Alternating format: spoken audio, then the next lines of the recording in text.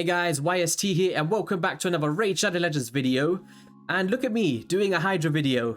I do not claim to be a pro and I don't think I'm going to be a pro anytime soon. But we all like to have fun with it, right? But just like you guys, I'm struggling to pass the brutal difficulty.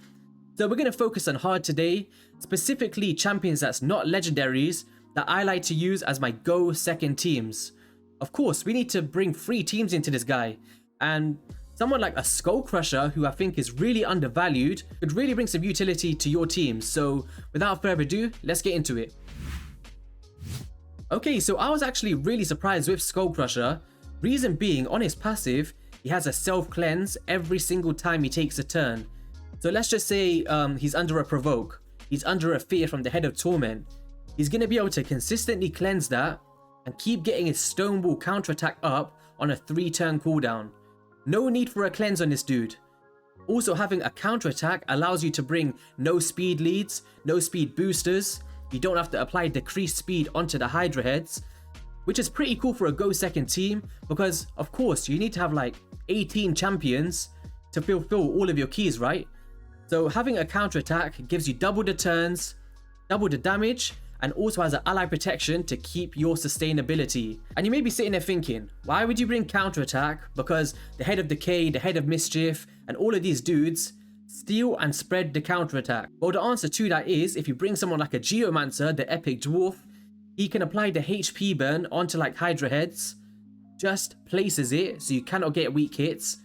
And as the Hydra heads are attacking you, they're taking damage. And on top of that, if you got a counterattack on, you're dealing even more damage. We've also got an A1 which only attacks one enemy, but when using a lifesteal set, keeps him topped up and he's ready to rock and roll. And we do manage to reach like 80 to 90 turns with no crazy speeds, no speed leads, no decreased speed on the Hydra heads. It's pretty cool. Another champion that I'm a big fan of, not just for an A1, is Senesha. Because of this immortal equalizer heal, it is substantial. If you're bringing somebody like a raidrpg who applies Veil to champions that's max HP, this right here, really solid heal. We also got a pretty nice heal on the A2 and an A1 to coincide with that counterattack to deal extra damage to targets under 50% HP. Let's not talk about skull crowns because I do not have one. Another kind of man of the match, well, people are talking about him a lot, is Geomancer, who's really good for hard and normal. I think as you get to Brutal and Nightmare, his kind of value is going to drop off because that burn is going to get cleansed a lot more consistently, kind of devaluing the kind of stuff that he does bring to the table. But still an amazing champion, as many of us are still in the hard Hydra boss. But yeah, we got the HP burn and the weaken, and he reflects the damage. The way that I like to use him is, I like to judge who is going to be eating my champion next by looking at the turn meter fill. If the next head that has the highest turn meter is about to eat me, I save that burn ability, I put it onto that head, and then over the next 2 turns, from the reflect damage feature, that head is going to be spitting out our allies. Also a really nice A1 to go with the counterattack with the decreased accuracy, and the stripping of the buff if you want to take some more counterattack off. Heading into next champion is going to be Aox the Rememberer, mainly for his passive. Very like a budget Vizier, because what he does is increases the duration of 2 random debuffs on the attacker by 1 turn when attacked. Occurs once per hit. So if you've got like HP burn, weaken, decreased defense, block buffs, this dude is going to be extending them, furthering your runs.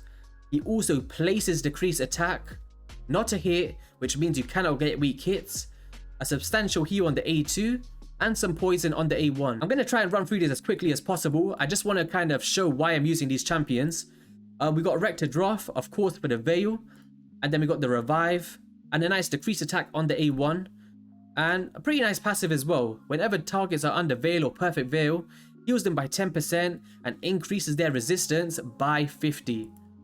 Really nice. So if you don't want your counterattacks to get stolen, or whatever buffs you have, really nice to put this champion into your team. We've also got champions like Umbral Enchantress with the block buffs, Inquisitor Shamail, which I am going to use in my second run today, because we are kind of close for time on reset, and I haven't done any of my keys yet. Godseeker Aniri to extend the counterattacks, making it a 3-turn, not a 2-turn. Also extending stuff like whatever buffs you want to put on your champions, and decreases the cooldowns of the counterattacks that do get stolen. bear that in mind here. We're not only bringing counterattack onto our team, if they do happen to steal it, someone like a Godseeker can reduce that duration. Also a really nice heal on the A2. Vogoth is also really nice just to be there to help with sustain, but I'm not going to use him today. Stag Knight for decreased speed, AoE decreased attack and defense. I will not be showcasing any enemy max HP champions. Bit of a tongue twister there. But yeah, Royal Guards are solid, and I'm sure many other champions are amazing, just like Deacon Armstrong and stuff. But of course, I'm not going to be showcasing any speed leads today, because I'm just kind of assuming your speed lead champions are in your main teams. So let's get into a run. Okay, so the first team that I want to showcase, well, they're both really similar, is Ugo for the block buffs. I may not have talked about it earlier, but now I am. We've got the Geomancer for the reflecting and the burns, but also for that decreased accuracy on the A1 to coincide with our SKULLCRUSHER. And then of course we've got SKULLCRUSHER, who I want to really showcase today. A lot of people aren't a fan of it in HYDRA. I looked on YouTube and no one's done a showcase of it, and I'm like, really? It has a lot of value if you're bringing people with solid A1 effects, and he's also got the ally protection to keep teams like this in check. We've got Aox to extend with his passive, Rector Draft to counter the Head of Torment, Godseeker Aneri to extend the counter attacks. Let's go. So how I like to set this up here is similar to like a clan boss run. That's like how I like to treat it. Let's just get that counter attack up. Block them buffs, of course. Place that decreased attack with Aox. Really solid. Cannot get weak hits. Place the Head of Burn on the third head over there. That Mischief. Then we're just going to do the extension. And you can see here, the counter attacks have gone up to 3 turns. If you have a look on the head with the burn on it, he's going to be taking a lot of reflect damage. And I kind of like to time it in a way where all of the heads are decapitated at the same time. But look at that, guys. Decreased accuracy on almost every head here. And also because Geomancer is only placing the burn, the Head of Mischief cannot do anything about it because he can't redirect the hit, like you just seen there. Okay, so we got to like turn 23. Not the craziest damage, of course, but look at the sustainability, guys. That ally protection is definitely working very well. So if you do not have the fastest champions, counterattack could be an option for you. I'm not overselling it, of course, I've mentioned it many times, just in case you just skip through the video to watch the run, but yeah, he's really cool for hard and normal, for sure. Steal that buff, no problem. Let's put that decreased attack up. Look at that, he's got that unkillable up as well, which is really nice. He's going to cleanse that leech, so they're not healing off my SKULLCRUSHER. Hell no. Okay, so my Rector Draft actually get eaten, which is actually really good. I want to see that happen right now so I can showcase to you guys what's happening. So what you're going to do here is keep an eye on the turn meter and then place the burn. We'll save it. Like, have a look at your champion. See how many turns are left. Judge which head is going to go for the next eating ability. Time that burn. Place it on the right head. And that is how to utilize the burn in the correct way, in my opinion. Don't just put it on any head and hope for the best damage. Look at that, guys. All of those ticks are going. Let's just get that counter attack up to help get our head back. There we go. That head's about to get decapitated as well. Come on, Godseeker. Nice little heal there, and boom. Goodbye, Mischief. So guys, look, we've got 10 million damage. You get the drift by now. This is probably going to be at reasonably 15 million. I don't know, but we've been here for 13 minutes, so let's head into the next run because I've got a lot of keys to do today. Let's go. Okay, so this next team is going to include an Inquisitor Shamail, but mainly for the kind of reduction on his A1. So if someone does steal our counterattack, A1 works really nice to decrease that duration, so they don't have counterattack anymore. If I didn't want to use Inquisitor, you can just use someone like a Rector Draft, a Duchess, anyone with the Veil or Perfect Veil. Even a Tutor Rhymehide is a really good option, but decreasing that duration is what I want to show. Okay guys, so I've just been cracking out at this and we are at turn 17 and we're doing pretty well here. Like, you can see what I've done with the heads. I've timed them one by one to place the burns on time so they're all decapitated at the same time so I can optimize damage with my AoE A1 targets. Well, that didn't come out right, but the Senesha and the Geomancer with their A1 dealing extra damage is what I wanted to say. But you see there, with that A1, if there was a counter attack there, you'd be decreasing the duration. We'll try to showcase that a bit later on. But let's just try and kill off the head of Wrath. Spit back out my Godseeker. Come on, we're just gonna hopefully do what I want to see. I need it for the thumbnail. Come on.